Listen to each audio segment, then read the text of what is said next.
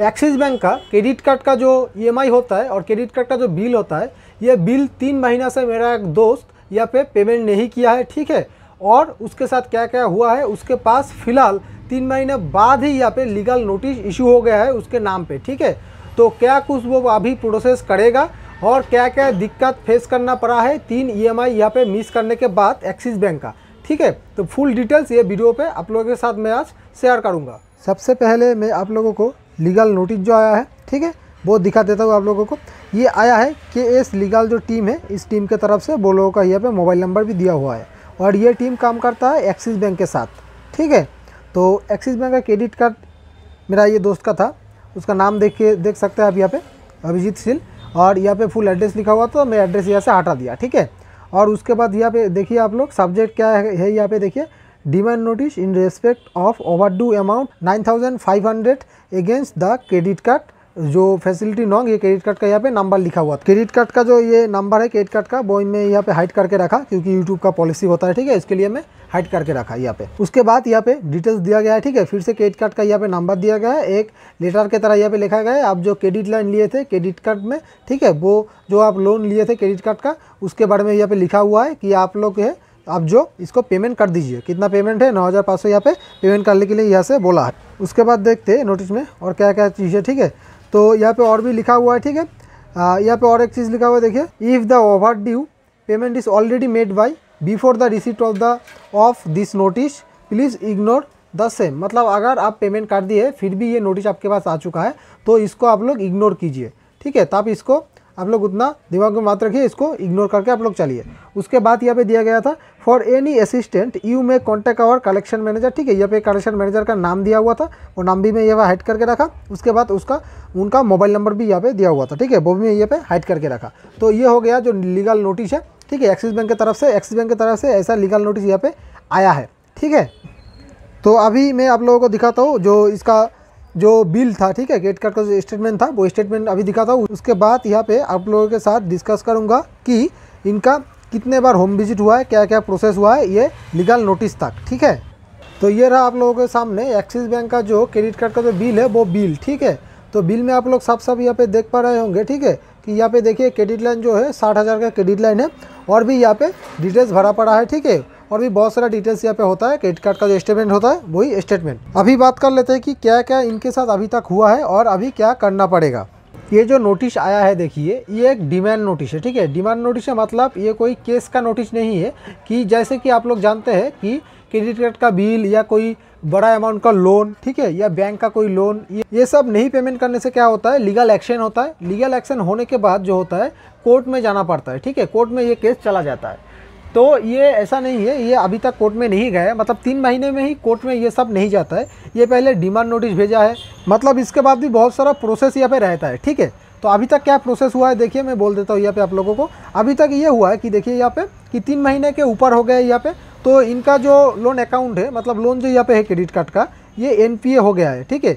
NPA होने के कारण ये नॉन परफॉर्मिंग एसेट कंसिडर किया जा रहा है इसको। उसके बाद ये RBI का जो नॉर्म है, मतलब RBI का जो गाइडलाइन है, ठीक है, RBI का गाइडलाइन के हिसाब से जो क्रेडिट कार्ड जो कंपनी इशू किया था, जैसे यहाँ पे एक्सिस बैंक यहाँ पे क्रेडिट कार्ड को इशू किया है, तो एक्सिस बैंक 3 महीना बाद, ठीक है, 3 महीने 3 बार पेमेंट मिस होने के बाद यहाँ पे RBI पे एक्सिस बैंक रिपोर्ट किया कि ये मेरा जो कस्टमर है ये 3 महीने से पेमेंट नहीं कर पा रहा है। उसके बाद जो प्रोसीड्योर जो होता है, ठीक है, उसके बाद रिकवरी जो प्रोसीड्योर होता है वो फॉर्मली लीगल तरीके से किया जाता है। जैसे कि अभी क्या होगा इस केस में देखिए, अभी ये होगा इस केस में कि यहाँ पे तो अभी इनके पास क्या आएगा, इनके पास आएगा सेटलमेंट का ऑफ़र, ठीक है। अभी इनके पास आएगा सेटलमेंट का ऑफ़र कि यहाँ पे 60,000 का यहाँ पे है इनका ये लोन, ठीक है। तो इसका सेटलमेंट का ऑफ़र अभी यहाँ पे आएगा। पहले बार डिमांड नोटिस दिया गया है, ठीक है। अभी भी अगर ये जो जिसका लोन है ये अगर पेमेंट नहीं करता है तो 1-2 महीने में यहाँ पे जो सेटलमेंट का ऑफ़र है वो दिया जाता है।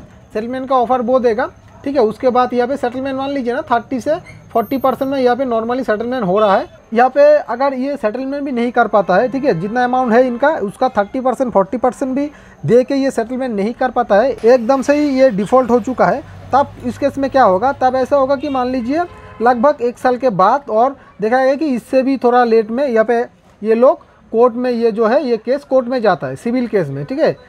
सिविल केस के अंदर ये कोर्ट में जाएगा, उसके बाद कोर्ट में ये कार्रवाई चलता है, ठीक है। उसके बाद वहाँ से बेल कराना पड़ेगा।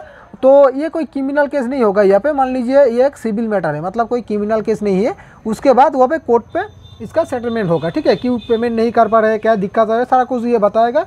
उसके बाद ये कोर्ट पे सेटलमेंट होगा, लेकिन वहाँ पे बहुत कम में सेटलमेंट हो जाता है। नॉर्मली यहाँ पे जो मैं सेटलमेंट बोला 30 to 40%, उससे बहुत कम में वहाँ पे सेटलमेंट हो जाता है कोर्ट में, ठीक है।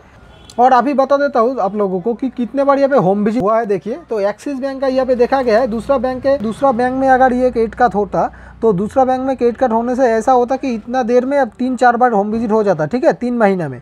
तो एक्सिस बैंक की तरफ से ऐसा देखा गया है, इस केस में सिर्फ एक बार यहाँ पे होम विजिट हुआ है, ठीक है। उससे पहले बहुत बार टेलीकॉलर जो होता है, ठीक है, और रिकवर्ड एजेंट जो होता है, वो लोग बहुत बार यहाँ पे कांटेक्ट किया है, व्हाट्सएप के थ्रू, कॉल के थ्रू, ठीक है, कि आप पेमेंट कर दीजिए, डेट लीजिए, इतना टाइम में पेमेंट कीजिए, नहीं तो एनपीए हो जाएगा, सारा कुछ प्रोसेस बता दिया। उसके बाद आता है यहाँ पे इनिशियल एक पेमेंट होता है, मतलब जितना भी यहाँ पे है पेमेंट उतना, मान लीजिए यहाँ पे जो हुआ है, यहाँ पे देखिए आप 9500 का यहाँ पे ओवरड्यू मिला के है। तो यहाँ पे एक इन लोगों का बोला जाए कि आप लोग सिर्फ 4000 इस महीने में 4000 सिर्फ पेमेंट करके रखिए, उसके बाद जब पैसा होगा तब पेमेंट करिएगा आप, ठीक है। तो ऐसा करने से क्या होता है, ऐसा करने से सेटलमेंट नहीं होता है, कार्ड जो है वो रनिंग चलने लगता है, ठीक है, एनपीए में घोषित नहीं होता है। तो सेटलमेंट यहाँ पे ऑफर तब नहीं आता है।